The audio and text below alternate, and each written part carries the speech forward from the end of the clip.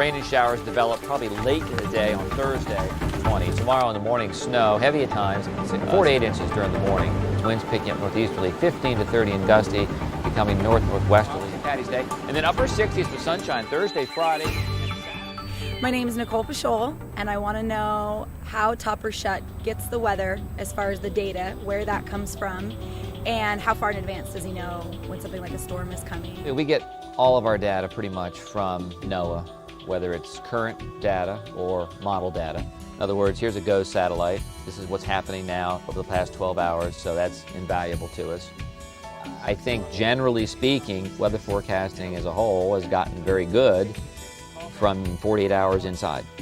When he gets the weather wrong, I mean, how quickly he knows that things have shifted so that he can get the right information out. We can react almost immediately. I mean, if I see new data that doesn't support the forecast, we can change it. My name is Mike Regan. I would like to know from Topper Shutt how far in advance he has to start doing his research to come up with one day's forecast.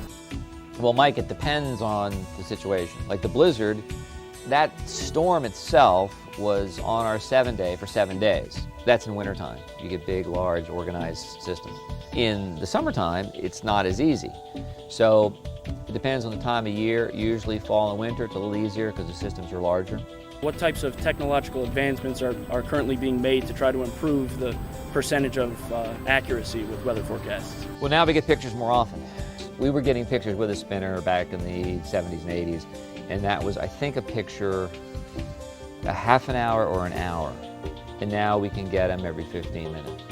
My name is Jen Rivers, and I'd like to ask Topper Shutt, how is accurate weather data computed? Jennifer, we use a lot of things. A lot of different things go into a forecast.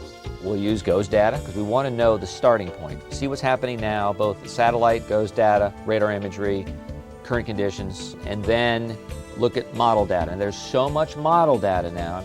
You have to know which models perform best under which situation. So it's oftentimes a blend of current conditions, different model data, climatology, and local knowledge.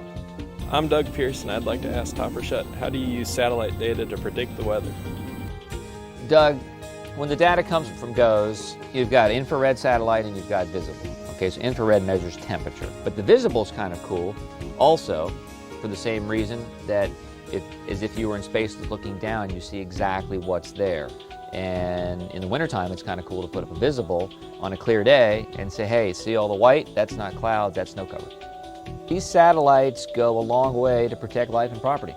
They help keep you safe when they help us, forecast the weather, and so we can tell people what to do to stay safe. If you came to me and said, I'm going to take one thing away from you, I would probably keep my GOES satellite. So satellite meteorology is invaluable for determining, dry lines, where the next line of thunderstorms will develop.